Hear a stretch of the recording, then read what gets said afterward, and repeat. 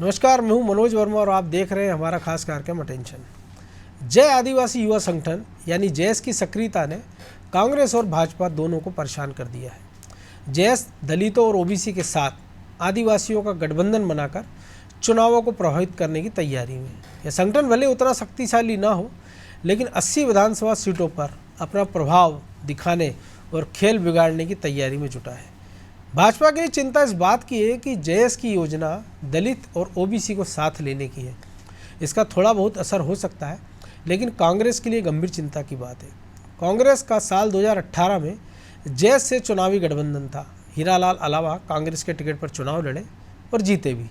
इस बार अलावा कांग्रेस से अलग सुर में बात करते नजर आ रहे हैं। इसलिए आम आदमी पार्टी और असदुद्दीन ओवैसी की एआईएमआईएम पार्टी की सक्रियता से जूझ रही कांग्रेस को जेएस की सक्रियता भी नुकसान पहुंचा सकती है। ऐसे में क्या कांग्रेस और जेएस किसी फार्मूले पर पहुंचकर गठबंधन करेंगे या फिर अलग अलग चलेंगे, और इनके अलग रहने से किसे फ़ायदा होगा, ये जानने की कोशिश करते हैं। लेकिन पहले देखिए रिपोर्ट।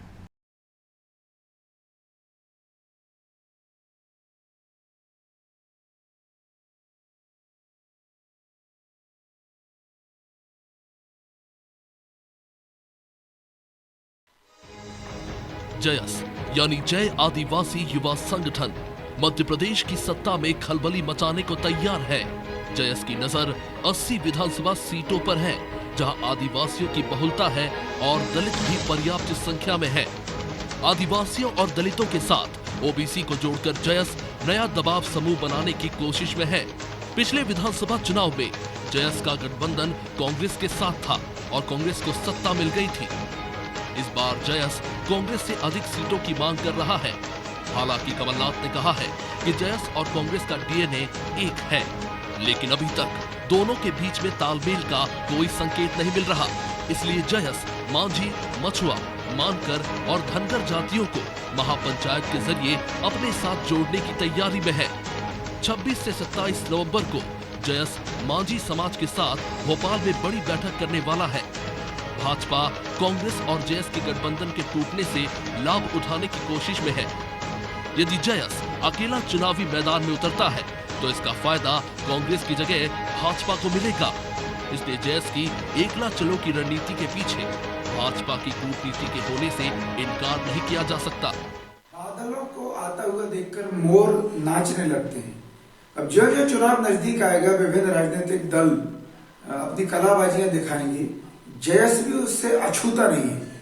जयस का प्रदर्शन मध्य प्रदेश में कोई बहुत अच्छा नहीं रहा।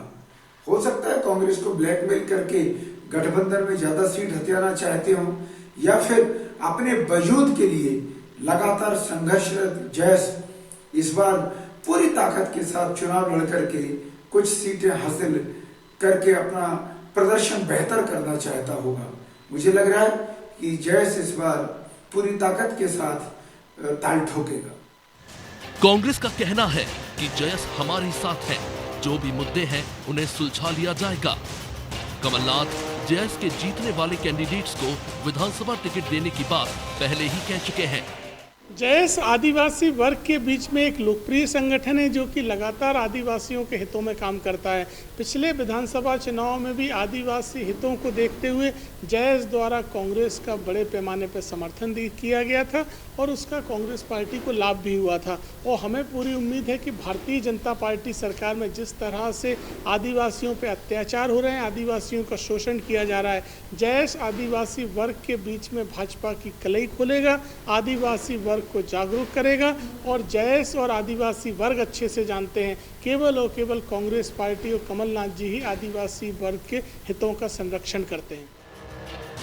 जयस का लगातार विद्रोही मिजाज कांग्रेस और भाजपा दोनों के लिए ही चिंता का विषय है। दोनों ही दल आदिवासियों को एकजुट करने और उनके बीच अपनी पकड़ बनाने के अभियान में जुटे हुए हैं। भाजपा ने आदिवासियों के लिए गौरव दिवस सहित कई कार्यक्रम किए, पेसा एक्ट की घोषणा भी की। उधर कांग्रेस ने राहुल गांधी की भारत जोड़ो यात्रा का मार्ग आदिवासी क्षेत्रों में तय किया है। राहुल गांधी टांट्या भील की जन्मस्थली भी जाने वाले हैं, लेकिन जयस से गठबंधन टूटना कांग्रेस के लिए चिंताजनक है। ब्यूरो रिपोर्ट, अनादि टीवी।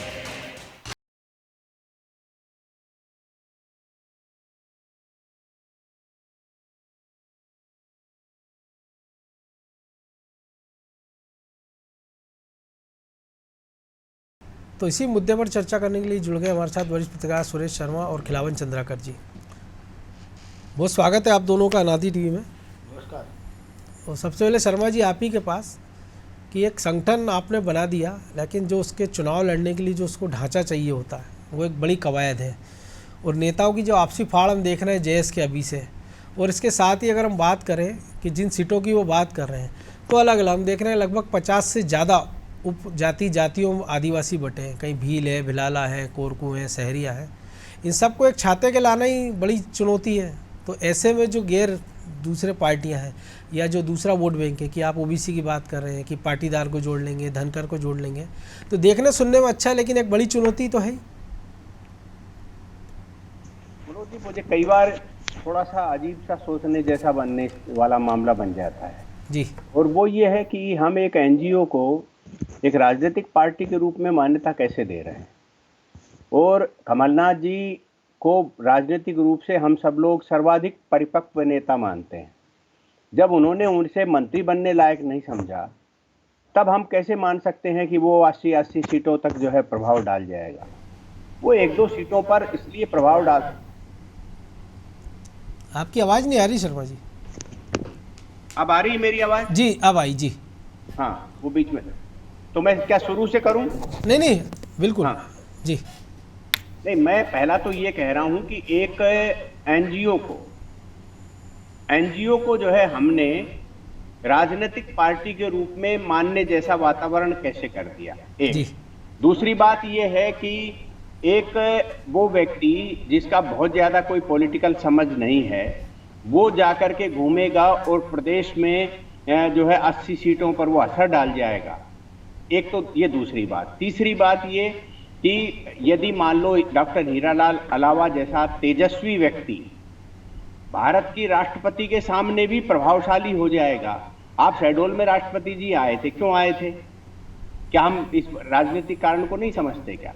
जब देश का राष्ट्रपति आदिवासी है और उसको जो है एक राजनीतिक पार्टी के द्वारा विरोध कराने के बावजूद जो है जितवा करके राष्ट्रपति के पद पर आसीन कराया गया, यानी आदिवासी को इतना बड़ा सम्मान दिया गया है, बिल्कुल बिल्कुल। तब द्रौपदी मुर्मू साहब के सामने अलावा साहब ज्यादा प्रभावशाली होंगे।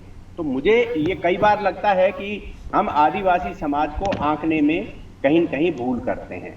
मैंने जैसा अभी कहा, शायद नहीं, मैं तो इसलिए आपसे जानना चाह रहा हूँ क्योंकि जो आदिवासी संगठन है वो आपको नहीं लगता कि वो जरूरत से ज्यादा खुद को आंक रहा है? इस पे मैं वही तो मैं उसी इसके बाद जो है मैंने ये कहा, मुझे मालूम नहीं मेरी आवाज पहुंची थी कि नहीं पहुंची थी, कि हम राजनीति में मध्य प्रदेश में कमलनाथ जी को सर्वाधिक योग्य व्यक्ति मानते हैं कि भाई राजनीति में यदि कोई ज्यादा समझता है कूटनीति, नीति, राजनीति, तो वो कमलनाथ जी हैं, सीनियर मोस्ट होने के नाते। उन्होंने हीरालाल अलावा को मंत्री बनने के लायक नहीं समझा, जबकि उनको मालूम था कि उनकी जो है सरकार की क्या स्थिति है और स्पष्ट बहुमत नहीं है। उनको मंत्री बनने के लायक भी नहीं समझा। उन्होंने बहुत सारों को नहीं समझा, केपी सिंह हो, लक्ष्मण सिंह हो। देखिए, यहाँ अपन जो है तर्क वितर्क वाला विषय नहीं है।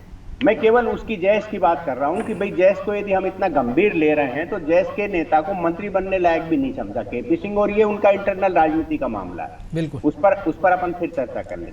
अगली बात मैं ये कहना चाहता हूं कि यदि जैस के कारण कांग्रेस को इतना ही बड़ा लाभ हुआ था, बहुमत में क्यों नहीं गए?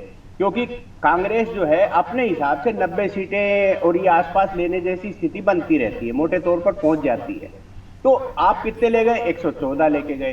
तो 10-20 सीटें जो हैं आपको इनके कारण मिल गई, या भाजपा की एंटी इनकम्बेंसी के कारण मिल गई, या भाजपा के कार्यकर्ताओं की नाराजगी के कारण मिल गई। हम उसका श्रेय जो है हीरालाल अलावा को क्यों दे रहे हैं? नहीं, हम उनको नहीं। जी बिल्कुल, मैं ये नहीं कह रहा हूं कि आप दे रहे हो, मतलब मीडिया के मोटे तौर पर, क्योंकि ये मीडिया के द्वारा क्रिएटेड एक राजनीतिक दल है। मीडिया के द्वारा क्रिएटेड जो है ये एक ऐसा व्यक्ति है जो ईसाई मिशनरीज के इशारे पर आदिवासी समाज के अंदर हिंदू समाज के खिलाफ बगावत पैदा कर रहा है। ये सबको जानकारी में है। यदि मान लो इनके दिमाग में ये होता कि राजनीतिक लाभ लेना है, तो आज देश में आदिवासी और दलितों के लिए सर्वाधिक काम तो राष्ट्रीय स्वयंसेवक संघ के द्वारा किया जा रहा था, तो फिर इन्हें दूसरी जगह भागने की क्या जरूरत थी? सबको मालूम है कि सोनिया गांधी ईसाई मिशनरी के लिए अनुकूल वातावरण तैयार करती हैं, इसलिए जो है आप हीरालाल अलावा के लिए कांग्रेस मुफीद है। तो इन सारी परिस्थितियों में हम ये मान सकते हैं कि हीरालाल अलावा जो है वो एक राजनीतिक नेता होने की बजाय, और हम बीच में भी हमने देखा अनेकों अवसर ऐसे आए जिनके अंदर मिशनरी की मदद करते हुए ये व्यक्ति दिखाई दे रहे हैं, अनेकों जगह ऐसे वातावरण, ये इस पर फिर डिबेट की जा सकती है। इसलिए मुझे ये लगता है कि बहुत ज्यादा कोई इसका असर होने वाला नहीं है। आप पेशा जैसा कानून बन गया जिसमें आदिवासियों के संरक्षण की और विभिन्न प्रकार की बातें, मुख्यमंत्री ने कह दिया कि यहाँ का खनिज और ये वो सब आपके, ये लालच है। ये एक ऐसा जो है शहद फेंका जा रहा है जिसके कारण आदिवासी वोट चिपक करके आ जाएंगे। तो ये अवधारणाएं स्पष्ट हैं जिसमें हमें ये समझ में आ रहा है। और इस प्रकार की राजनीतिक पैतरेबाजी के बीच हीरालाल अलावा कोई बहुत बड़ा पहाड़ तोड़ पाएंगे, मेरी तरफ से तो नहीं लग रहा मुझे। बिल्कुल। तो खिलावन जी इसको ऐसे भी समझें कि जो शर्मा जी ने भी कहा है कि राष्ट्रपति आदिवासी, हमने देखा कि कांग्रेस के लोगों ने उनके पक्ष में क्रॉस वोटिंग की सी मध्य प्रदेश में, और हीरालाल अलावा जिस प्रकार से अपने संगठन में उनका विरोध हो रहा है, संगठन लगभग दो फाड़ की स्थिति में है, वो जो कभी उनके मेंटर हुआ करते थे डॉक्टर, उसके खिलाफ वो बयानबाजी कर रहे हैं। तो कहीं ना कहीं उनको ये लग रहा है कि पैसा एक्ट, बीजेपी की सक्रियता और राहुल गांधी जिस प्रकार से टंटिया भील की समाधि पर जाने वाले हैं, तो खुद के अस्तित्व की लड़ाई बचाने के लिए वो अपने आप को एक बड़े रूप में, स्वरूप में पेश करना चाह रहे हैं। वो बताना चाह रहे हैं कि अभी हम चुके नहीं हैं, हम इतनी सीटों में प्रभाव डाल सकते हैं, ये कर सकते हैं, वो कर सकते हैं। तो एक दाना डालने के प्रयास कि भैया ठीक है कि एक जगह अगर समझौते की टेबल पर आए तो 80 न सही 2, 4, 5 सीटों पर बैठ के हो जाए तो उनकी खुद की सीट सुरक्षित हो जाए, अपने 2, 4 जो विरोधी हैं या 2, 4 समर्थक हैं उनको टिकट हो जाए, ताकि जो पिछले चुनाव में उनको बार बार कहना पड़ रहा था कि नहीं मैं तो सारे आदिवासियों का भला करना चाहता हूँ लेकिन कांग्रेस ने तो एक ही टिकट दिया है, तो फेस सेविंग भी हो जाए। देखिए मनोज जी, सबसे पहली बात तो ये है कि जब 18 के चुनाव हुए थे तो हीरालाल अलावा के अतिरिक्त किसी और दूसरे सीट की मांग संभवतः नहीं की गई थी। ऐसा हम लोगों को जो राजनीति में रुचि रखते हैं उनको मालूम है ये बात। लेकिन डिमांड ये की थी उन्होंने कि मैं अपने जेएस के बैनर तले लड़ूंगा, लेकिन कांग्रेस ने ये नहीं माना था। कांग्रेस ने नहीं माना था और कांग्रेस ने अपने टिकट अपनी ओर से टिकट दी थी। उनने पहला प्रस्ताव ये था कि यहाँ से कांग्रेस का प्रत्याशी न लड़ा जाए। बाद में यही तय हुआ कि वो कांग्रेस के टिकट से लड़ेंगे। देखिए सुरेश जी बहुत वरिष्ठ हैं और उनको मालूम है कि किस तरह से आदिवासी वोटरों का विभाजन होते रहता है, किस तरह से आदिवासी वोटर या आदिवासी नेता अपना प्रभाव मध्य प्रदेश में डालते हैं। ये हमको आपको सब बेहतर मालूम है। जब दिग्विजय सिंह दूसरी बार चुनाव लड़ रहे थे, दूसरी बार मुख्यमंत्री बने थे, उस समय जो सबसे ज़्यादा सक्रिय संगठन था आदिवासियों के बीच वो था गोंडवाना गणतंत्र पार्टी।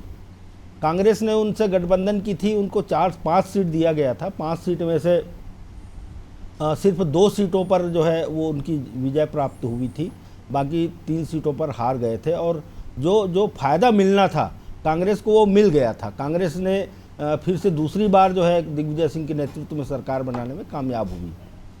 अब हम 2003 में आए। 2003 में आपने देखा होगा कि जो उस समय प्रभावी पार्टी थी गोंडवाना गणतंत्र पार्टी, जो आदिवासियों की या अनुसूचित जनजातियों की बहुत पैरोकार करने वाली पार्टी थी। उस पार्टी का कांग्रेस से गठबंधन टूट गया। और आपने देखा होगा जब उमा भारती के नेतृत्व में सरकार बनी तो 37 सीट, जो 47 सीट सुरक्षित है मध्य प्रदेश में आदिवासियों के लिए, जनजाति के लिए, उसमें 37 सीट जो है उमा भारती अपने पक्ष में ले गई या भाजपा के पक्ष में चला गया। और अभूतपूर्व बहुमत से उमा भारती ने यहाँ गवर्नमेंट बनाने में सफलता प्राप्त की। उसके बाद की परिस्थितियाँ देखिए, लगभग 2 फाड़ में हो गया। जो आदिवासियों का संगठन था वो 2 फाड़ में हो गया लगभग, गोंडवाना गणतंत्र पार्टी। और जब 14 का चुनाव आया, 14 के चुनाव में उसका प्रभाव दिखा, बहुत व्यापक प्रभाव दिखा। और फिर से जो शिवराज सिंह चौहान के नेतृत्व में सरकार बनी 14 में, उसमें 35 सीटों पर आदिवासी जो अनुसूचित जनजाति की सीट है उसमें 35 सीटों पर विजय प्राप्त की और सरकार बन गई फिर से। लेकिन उसके उलट देखिए आप किस तरह से परिवर्तन होता है। लगभग गोंडवाना गणतंत्र पार्टी समाप्ति की ओर 3 भागों में बंट गई। गोंडवाना गणतंत्र पार्टी के कुछ प्रत्याशी भी लड़े लेकिन अस्तित्व में नहीं रहे वो। अकेले के दम पर तो कभी लड़े ही नहीं। जितने आदिवासी दल बने हैं, आदिवासियों के भरोसे दल का गठन हुआ है या चुनाव में आए हैं आदिवासियों के भरोसे, उनका अकेले के दम पर कभी जो है ना कोई विधायक बहुत शक्तिशाली रूप से आ जाए या विधायक बन जाए, ऐसी स्थिति मध्य प्रदेश में कभी नहीं रही जी। वो क्योंकि गोंडवाना गणतंत्र पार्टी जो है आदिवासियों की जो पार्टी है, आदिवासी वर्ग जो है वो कांग्रेस के पैरेलल चलने वाली दल थी। वो कांग्रेस के सहयोग के बिना कोई काम नहीं कर पाती थी। इसलिए मुझे लगता है कि वही शर्मा जी भी कह रहे थे कि उनके लिए मुफीद दल है। जयस का जो उदय हुआ और जयस ने जिस तरह से एक एनजीओ के रूप में, एक सामाजिक कार्यक्रमों के रूप में अपने आप को स्थापित किया मध्य प्रदेश में, दिल्ली से डॉक्टर अलावा आए और डॉक्टर अलावा ने खुद चुनाव लड़े और कांग्रेस की टिकट से जीत गए, मंत्री नहीं बनाया गया, वो बात अलग है। लेकिन अब स्थिति वो नहीं है।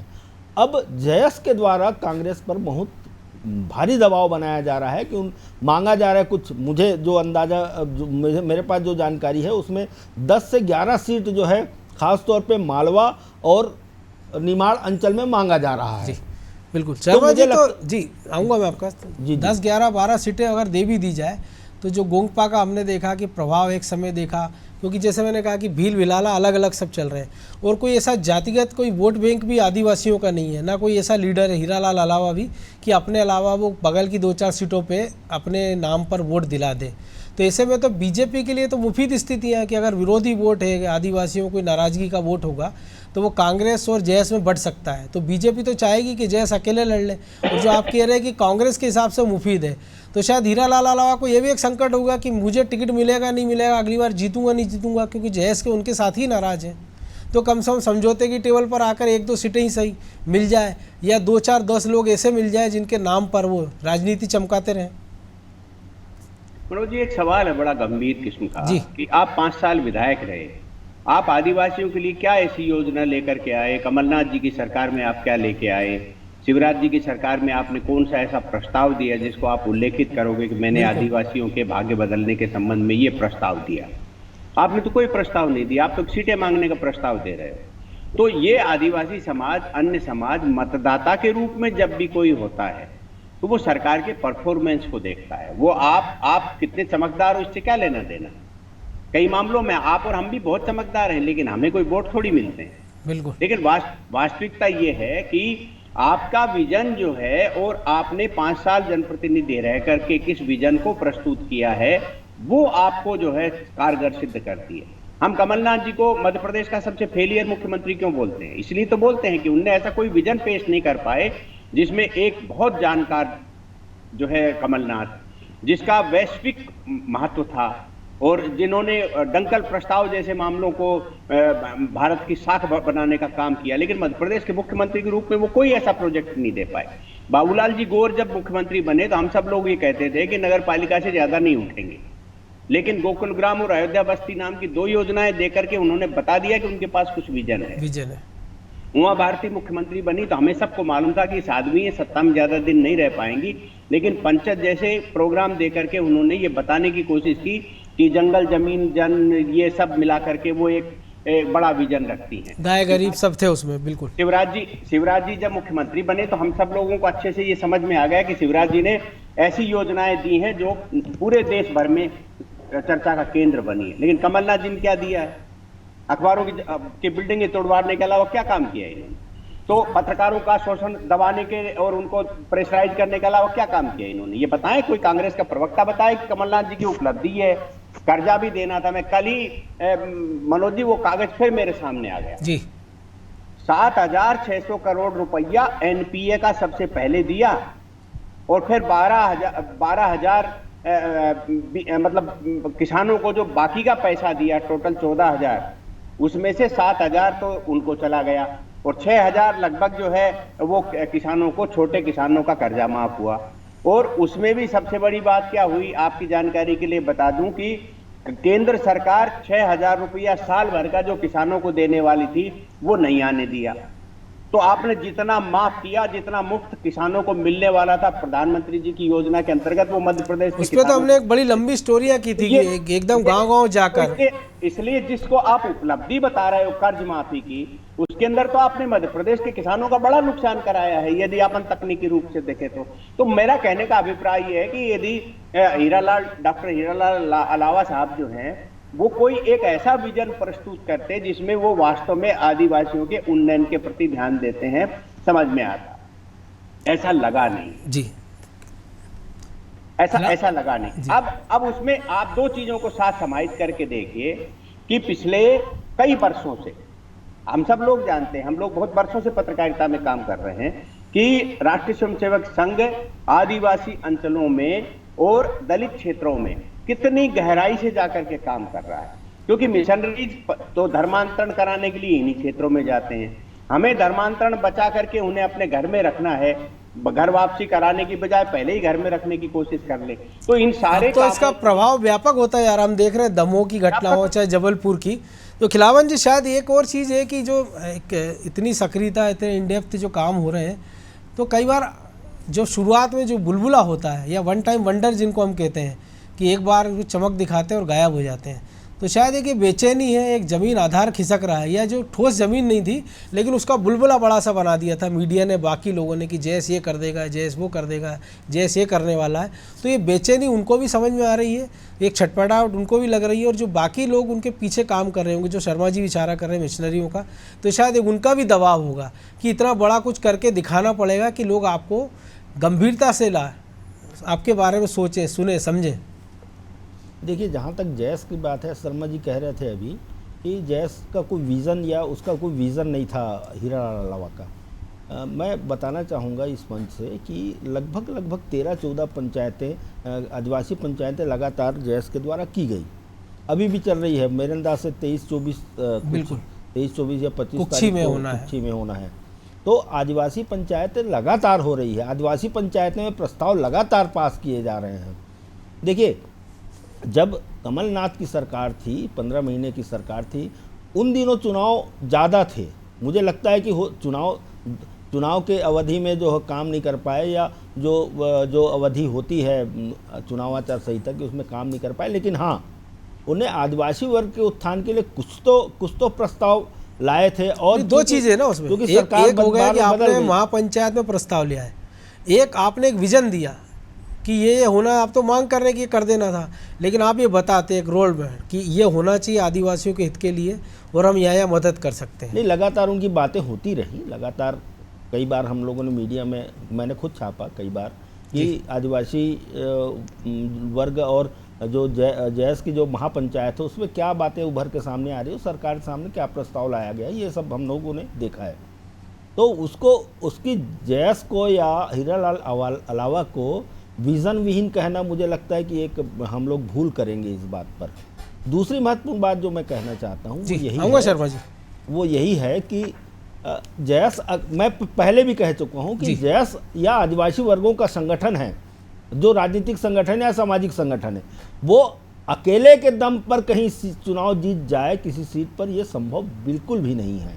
क्योंकि अन्य वर्ग, खुद आदिवासी वर्ग अलग अलग वर्गों में बटा हुआ है। आपने अभी नाम गिनाया, भील, बिलाला, गोंड, कोरकू, अलग अलग वर्ग में इन लोग बटे हुए हैं और उनमें आपस में भी विभेद है। लेकिन हाँ, यदि मालवा और निमाड़ अंचल में उन्हें ओबीसी वर्ग का, अन्य पिछड़ा वर्ग का एक बड़ा समर्थन मिल जाता है और उनके साथ उनके नेताओं के साथ गठबंधन करके कोई चुनाव लड़ा जाता है, तो निश्चित रूप से बड़ा परिणाम सामने आ सकता है। लेकिन जो पाटीदार हमने देखा गुजरात में, हार्दिक पाटीदार के साथ नहीं गए इतने बड़े आंदोलन में, बीजेपी सरकार बना ली, वो अगर जैस के कहने में जा सकते हैं क्या? इस पर भी हम चर्चा करें फिर कभी। जी शर्मा जी, एक छोटी सी प्रतिक्रिया।